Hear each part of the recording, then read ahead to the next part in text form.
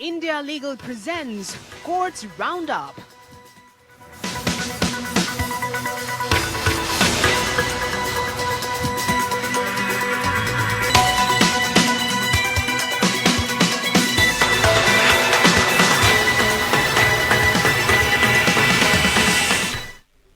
नमस्कार, आप देख रहे हैं हमारी खास पेशकश कोर्ट्स राउंडअप। मैं हूं आपके साथ रेशु त्यागी। इस बुलेटिन में अगले आधे घंटे हम आपको कोर्ट से जुड़ी तमाम छोटी बड़ी खबरों से रूबरू करवाएंगे। कोर्ट की कार्यवाही और सुप्रीम कोर्ट से लेकर हाई कोर्ट और लोअर कोर्ट तक के फैसलों को आपके सामने रखेंगे। लेकिन आगे बढ़ने से पहले एक नजर डाल लेते हैं हेडलाइंस पर। इस कार्यक्रम के प्रायोजक है डॉक्टर ऑर्थो आयुर्वेदिक ऑयल और कैप्सूल। अब दर्द भी घुटने टेकेगा। सौम्या विश्वनाथन मर्डर केस में 4 दोषियों को मिली राहत। दिल्ली हाई कोर्ट ने सजा को किया निलंबित।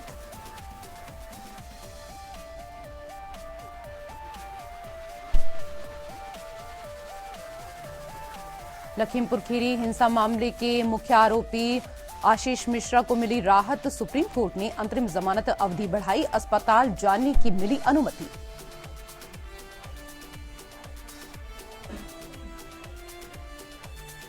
उप मुख्यमंत्रियों की नियुक्ति को असंवैधानिक बताने वाली याचिका को सुप्रीम कोर्ट ने किया रद्द। कहा, उप मुख्यमंत्री भी पहले मंत्री होता है, अनुच्छेद 14 का उल्लंघन नहीं।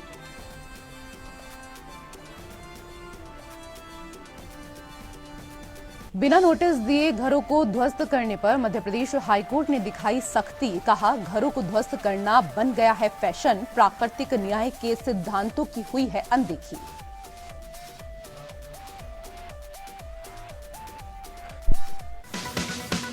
India Legal presents Courts Roundup.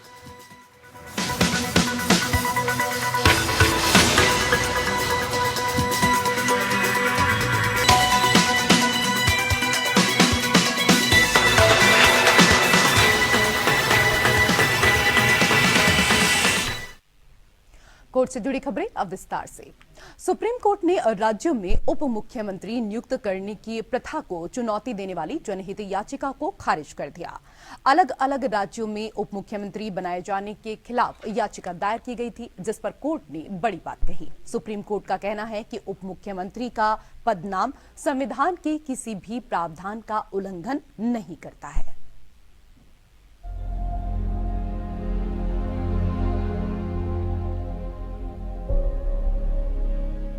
Supreme court ने राज्यों के उप मुख्यमंत्री नियुक्त करने की प्रथा को चुनौती देने वाली जनहित याचिका को खारिज कर दिया।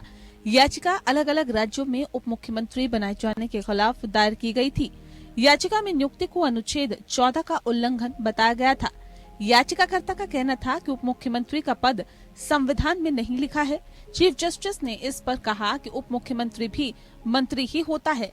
पद को कोई नाम देने से संवैधानिक प्रावधानों का उल्लंघन नहीं होता। सीजेआई ने कहा कि उप मुख्यमंत्री भी पहले मंत्री होता है और उप मुख्यमंत्री का पद केवल लेबल है।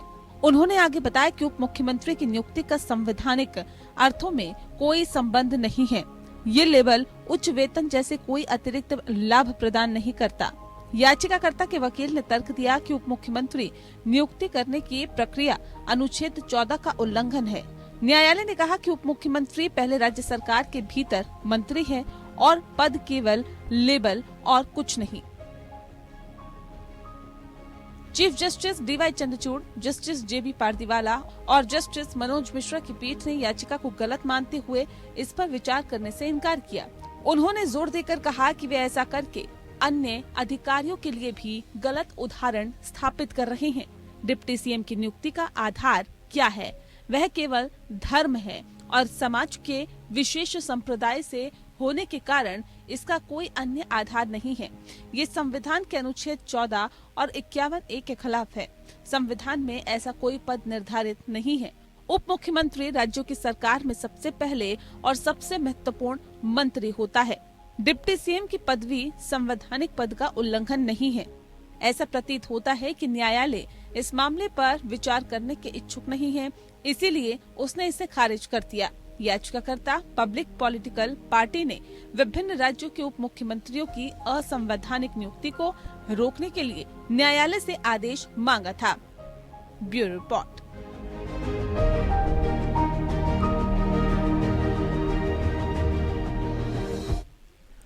और उधर लखीमपुर खीरी हिंसा मामले के आरोपी आशीष मिश्रा को एक बार फिर शीर्ष अदालत से राहत मिली है। सुप्रीम कोर्ट ने केंद्रीय मंत्री अजय कुमार मिश्रा के बेटे की अंतरिम जमानत अवधि बढ़ा दी है। न्यायमूर्ति सूर्यकांत और न्यायमूर्ति के.वी. विश्वनाथन की पीठ ने शीर्ष अदालत रजिस्ट्री को निर्देश दिया कि वो मामले की प्रगति के बारे में निचली अदालत से रिपोर्ट प्राप्त करे और मामले की सुनवाई स्थगित कर दी।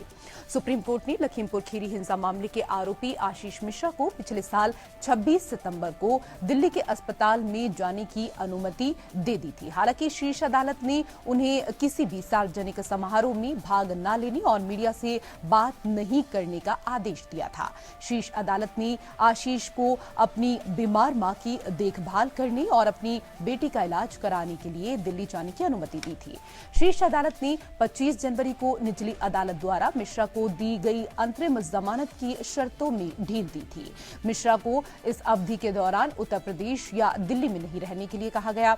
उत्तर प्रदेश के उप मुख्यमंत्री केशव प्रसाद मौर्य के दौरे के विरोध में 3 अक्टूबर 2021 में लखीमपुर खीरी के किसान विरोध प्रदर्शन कर रहे थे।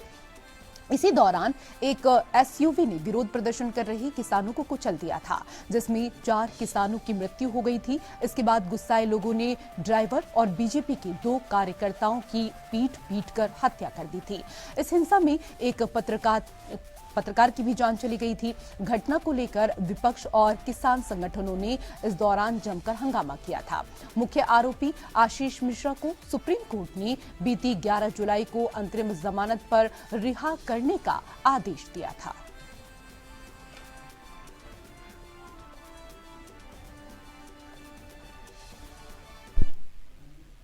उधर राउज एवेन्यू कोर्ट ने सिसोदिया की अंतरिम जमानत की मांग वाली याचिका पर अपना फैसला सुरक्षित रख लिया है। सिसोदिया ने भतीजी की शादी में शामिल होने के लिए बेल मांगी थी। कोर्ट सिसोदिया से मामले की सुनवाई के दौरान पूछ रही थी कि क्या वो सिविल ड्रेस में पुलिस अधिकारियों की मौजूदगी में शादी में शामिल होने के लिए तैयार हैं।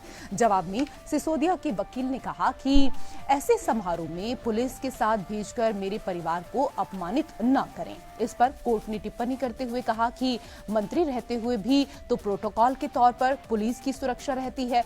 ईडी ने मनीष सिसोदिया की अंतरिम जमानत की मांग का विरोध करते हुए कहा कि वो अत्यधिक प्रभावशाली हैं और सबूतों से छेड़छाड़ की संभावना भी है। वहीं दूसरी तरफ उनकी जमानत की मांग पर पहले से ही कोर्ट में विचार चल रहा है। ऐसे में अंतरिम जमानत नहीं दी जानी चाहिए।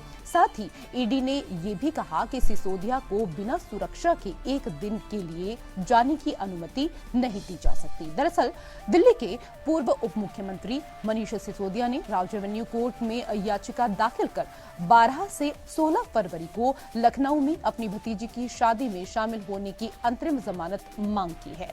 वहीं दिल्ली की नई शराब नीति घोटाले मामले में मनीष सिसोदिया की ओर से दाखिल नियमित जमानत याचिका पर राउज एवेन्यू कोर्ट में अब 17 फरवरी को सुनवाई होगी।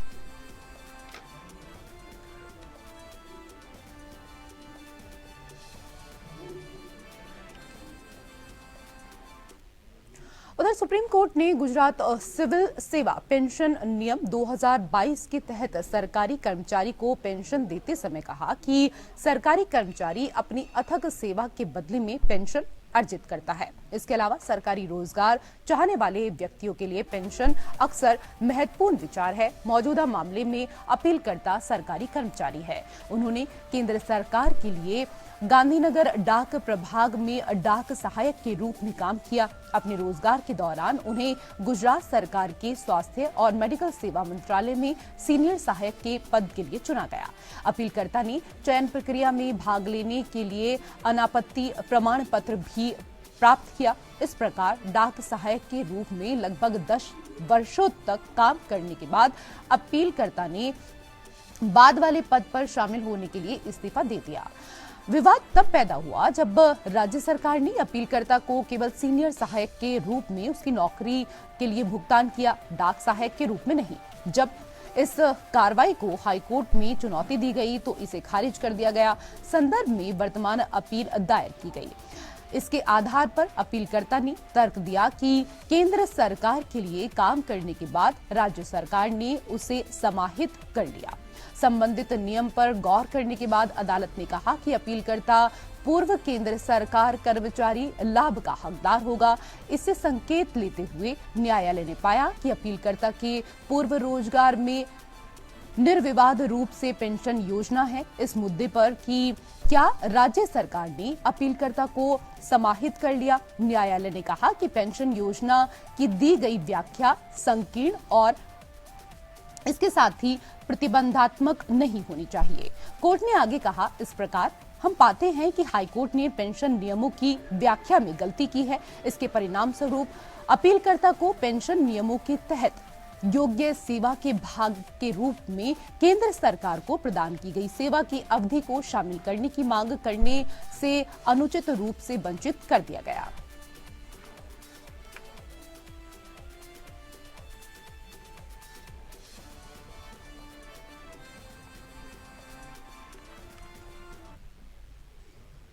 और उधर सुप्रीम कोर्ट ने हाल ही में सुझाव दिया कि इसकी रजिस्ट्री को उन सभी आपराधिक अपीलों में ट्रायल कोर्ट रिकॉर्ड की सॉफ्ट कॉपी मांगनी चाहिए जिन्हें स्वीकार किया गया है, यानी अपील जिसमें लीव दी गई है।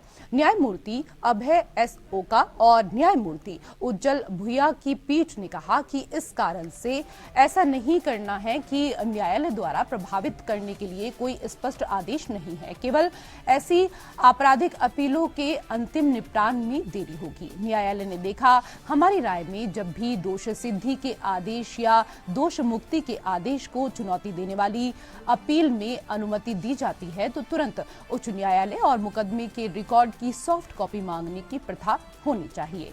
न्यायालय इसे सिस्टम पर अपलोड करेगा और पक्षों का प्रतिनिधित्व करने वाले विद्वान वकील को इसकी सॉफ्ट कॉपी प्रदान करेगा। पीठ ने रजिस्ट्री से कहा कि वो इस संबंध में प्रधान न्यायाधीश से उचित प्रशासनिक निर्देश प्राप्त करें। हम पाते हैं कि बड़ी संख्या में अपीलों में जब तक कि अदालत का कोई आदेश नहीं है, रिकॉर्ड के लिए नहीं बुलाया जा रहा है और इसलिए अपीलों की सुनवाई में देरी हो जाती है। ये उचित होगा अगर रजिस्ट्रार न्यायिक भारत के माननीय प्रधान न्यायाधीश से उचित प्रशासनिक निर्देश मांगे ताकि रजिस्ट्री ऐसे मामले में अनुमति मिलने के तुरंत बाद उच्च न्यायालय और ट्रायल कोर्ट के रिकॉर्ड की सॉफ्ट कॉपी मंगाए। ये टिप्पणी जमानत की सुनवाई में की गई जिसमें निचली अदालत के रिकॉर्ड के अभाव में अदालत को मामले को स्थगित करने के लिए मजबूर होना पड़ा। आपराधिक अपील अगस्त 2023 में स्वीकार भी की गई थी। नवंबर में सुप्रीम कोर्ट ने आपराधिक अपीलों में ट्रायल कोर्ट के रिकॉर्ड की इलेक्ट्रॉनिक प्रतियों को भौतिक रूप में पेश करने के बजाय उत्पादन की अनुमति देने के लिए अपने नियमों में संशोधन का आह्वान किया था। हाल ही में शीर्ष अदालत ने अपनी रजिस्ट्री को निर्देश दिया था कि किसी भी संचार या संदर्भ में निचली अदालतों को निचली अदालतों के रूप में संदर्भित करने से परहेज किया जाए।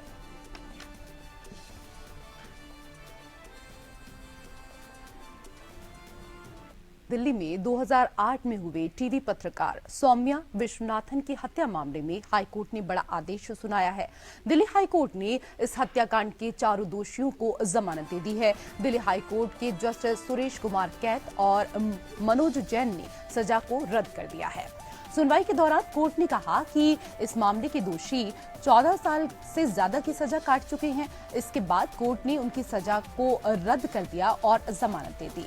सौम्या विश्वनाथन की 30 सितंबर 2008 को सुबह अपनी कार में काम से घर लौटते समय गोली मारकर हत्या कर दी गई थी। पुलिस ने दावा किया था कि उसकी हत्या के पीछे डकैती का मकसद था। 5 लोगों रवि कपूर, अमित शुक्ला, बलजीत मलिक, अजय कुमार और अजय सेठी को उसकी हत्या के आरोप में गिरफ्तार किया गया था और मार्च 2009 से हिरासत में है। पुलिस ने आरोपियों के खिलाफ कठोर महाराष्ट्र संगठित अपराध नियंत्रण अधिनियम लगाया था। मलिक और 2 अन्य यानी कि रवि कपूर और अमित शुक्ला को पहले 2009 में आईटी कार्यकारी जिगीशा घोष की हत्या में दोषी ठहराया गया था। पुलिस ने कहा कि जिगीशा घोष की हत्या में इस्तेमाल किए गए हथियार की बरामदगी से विश्वनाथन की हत्या के मामले का खुलासा हुआ। ट्रायल कोर्ट ने 2017 में जिगीशा घोष हत्या मामले में कपूर और शुक्ला को मौत की सजा और मलिक को आजीवन कारावास की सजा सुनाई थी। हालांकि अगले साल उच्च न्यायालय ने कपूर और शुक्ला को मौत की सजा को आजीवन कारावास में बदल दिया था और आजीवन कारावास को बरकरार रखा था। जिगीशा हत्याकांड में मलिक को सजा 25 वर्षीय सौम्या विश्वनाथन 15 साल पहले 30 सितंबर 2008 को दक्षिणी दिल्ली के नेल्सन मंडेला मार्ग पर अपनी कार में मृत पाई गई थी। मामले में सफलता 2009 में बीपीओ कर्मचारी घोष की हत्या की जांच के दौरान मिली थी, जब एक आरोपी ने सौम्या की हत्या में भी शामिल होने की बात कबूल कर ली।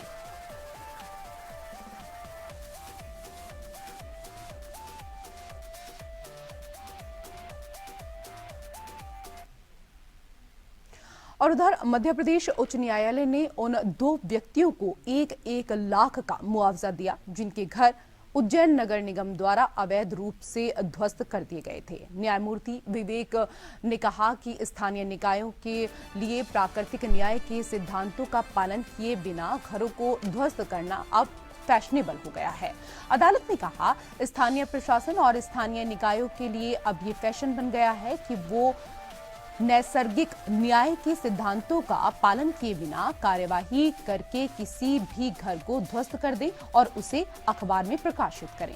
अदालत 2 व्यक्तियों की याचिकाओं पर इस दौरान सुनवाई कर रही थी, जिसमें नगर निगम के अधिकारियों के खिलाफ मुआवजे और अनुशासनात्मक कार्रवाई करने और उनके घरों के शेष हिस्से को ध्वस्त करने से रोकने की मांग की गई थी। पहले याचिकाकर्ता ने अदालत को सूचित किया कि संदापानी नगर उज्जैन में उसका एक घर और उसके पति का एक घर 13 दिसंबर 2022 को बिना किसी पूर्व सूचना के ध्वस्त कर दिया गया था। दूसरी याचिकाकर्ता को 2 नोटिस दिए गए और उसी इलाके में उसके 3 घरों को ध्वस्त करने से पहले जवाब देने के लिए केवल 1 दिन का समय दिया गया। इसके अतिरिक्त न्यायालय ने कहा कि अगर भवन अधिकारी ने साइट का दौरा किया होता तो उसे स्वामित्व की स्थिति के बारे में सूचित किया जाता और उसे एहसास होता कि वो वास्तविक मालिकों को नोटिस नहीं दे रहे थे।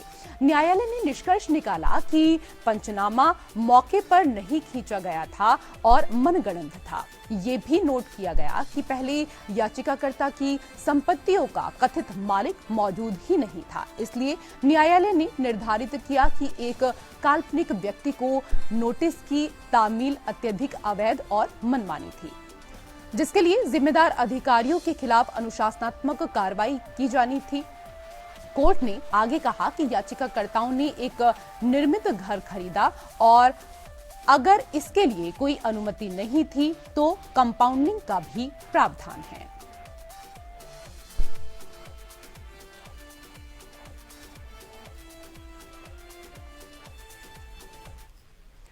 उधर गुड़गांव के एक निवासी ने दिल्ली की एक अदालत का दरवाजा खटखटाकर आरोप लगाया है कि जोमेटो के लीजेंड्स अभियान का दावा है कि कबाब और इसी तरह के अन्य खाद्य पदार्थों को अन्य शहरों के प्रतिष्ठित रेस्तरां से गर्म किया जाएगा। सिविल जज उमेश कुमार ने याचिका पर नोटिस जारी किया और मामले की अगली सुनवाई के लिए 20 मार्च की तारीख तय की। निषेधाज्ञा और 1 लाख के हर्जाने के लिए class action suit Saurav Mall द्वारा दायर किया गया था, जिसमें आरोप लगाया गया था कि जोमेटो की योजना भ्रामक थी। इस योजना के अनुसार जोमेटो का दावा है कि वो विभिन्न शहरों में प्रतिष्ठित रेस्तरां से गर्म भोजन वितरित करेगा, जिसे उपभोक्ता के शहर में उड़ाया जाएगा। याचिका में कहा गया है कि जोमेटो के सीईओ के एक ब्लॉग पोस्ट ने जोमेटो लीजेंड्स के तहत सेवाओं का विज्ञापन इस प्रकार किया है। क्या होगा अगर आप अपने प्यारे शहर से जो खाना चाहते हैं वो फ्लाइट पर चढ़ जाए और अगले दिन आप तक पहुंच जाए। इसने इस बात पर भी प्रकाश डाला कि ब्लॉग पोस्ट में दावा किया गया है कि भोजन रेस्तरां द्वारा ताजा तैयार किया जाएगा। 14 अक्टूबर 2023 को शिकायतकर्ता ने दिल्ली के लीजेंड्स सेवा के तहत खाना ऑर्डर किया था। अब उन्होंने डिलीवरी पार्टनर को ट्रैक करने की कोशिश की तो उन्होंने पाया कि भोजन तीसरे पक्ष के स्थान से उठाया गया था, न कि रेस्तरां से। याचिका में कहा गया कि इसके अलावा यह भी ध्यान रखना उचित है कि वादी को रेस्तरां पार्टनर की मूल पैकेजिंग में भोजन भी नहीं मिला। ये एक लाल बॉक्स में जोमेटो की पैकेजिंग के तहत आया था, जिसमें केवल रेस्तरां पार्टनर का नाम दर्शाया गया था और कोई अन्य ब्रांडिंग नहीं। मूल पैकेजिंग की ये कमी वादी को दिए गए भोजन के प्रामाणिक होने के संदेह को बढ़ाती है। इसलिए वादी ने प्रस्तुत किया कि जोमेटो को उपभोक्ताओं को सभी प्रासंगिक जानकारी प्रदान करनी चाहिए कि दिल्ली। वादी ने ये भी बताया कि शायद उपभोक्ताओं को पकड़ रहे डर से जोमेटो ने दिल्ली के लीजेंड्स के तहत ऑर्डर ट्रैक करने की क्षमता को कुछ समय के लिए रोक दिया है।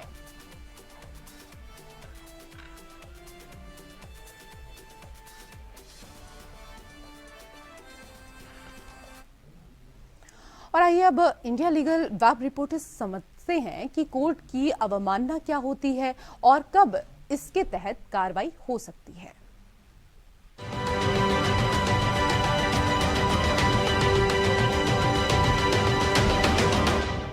हाल ही में भारत के सर्वोच्च न्यायालय ने एल.एस. सुब्रमण्यम वर्सेस हैदराबाद उच्च न्यायालय के रजिस्ट्रार जनरल के मामले में अदालत के निर्देशों का पालन करने में देरी के संबंधित में एक निर्णय दिया। Justice B R. Gavai, justice Sudhanshu Dhulia और जस्टिस संदीप मेहता ने मामलों में टिप्पणी की और कहा कि सुप्रीम कोर्ट का विचार है कि जब तक कि कथित अवमाननाकर्ताओं की ओर से कोई भी अवमानना जानबूझकर ना की गई हो, तब तक कंटेम्प्ट ऑफ कोर्ट्स एक्ट के मानक उन पर लागू नहीं होंगे। इसका मतलब यह है कि अपने नियंत्रण से परे वैध कारणों से अदालत की समय सीमा को पूरा करने में विफल रहने वाले व्यक्तियों या पार्टियों को अवमानना में माना नहीं जाएगा। जजेस ने फैसले में अनजाने में हुई देरी और अदालत के आदेशों की जानबूझकर अवज्ञा के बीच अंतर करने के महत्व पर जोर दिया। अवमानना के आरोपों के इरादे को अनिवार्य करके सर्वोच्च न्यायालय को उद्देश्य अदालत के अधिकार को बनाए रखते हुए कानूनी कार्रवाई में निष्पक्षता सुनिश्चित करना है। यह निर्णय एक विवादास्पद मुद्दे पर स्पष्टता प्रदान करता है और अदालती निर्देशों के अनुपालन से संबंधित भविष्य के मामलों के लिए एक मिसाल कायम करता है। इस मामले में अदालत एक आईएएस अधिकारी की याचिका पर विचार कर रही थी, जिसे उच्च न्यायालय ने जानबूझकर अदालत के आदेश का उल्लंघन करने के लिए दोषी ठहराया था और कोर्ट ने सजा के तौर पर 500 रुपए का जुर्माना भी लगाया। अदालत ने कहा कि यह बताना उचित होगा कि जिस आदेश अवमानना का आरोप लगाया गया था उसका अनुपालन किया गया था, लेकिन उसके अनुपालन में देरी हुई। इसलिए उच्च न्यायालय ने आदेश में कहा कि देरी के लिए किसी भी स्पष्टीकरण के अभाव में यह न्यायालय के आदेश का जानबूझकर उल्लंघन होगा।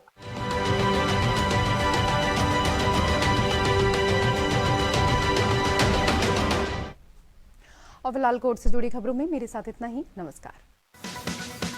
India Legal presents Courts Roundup.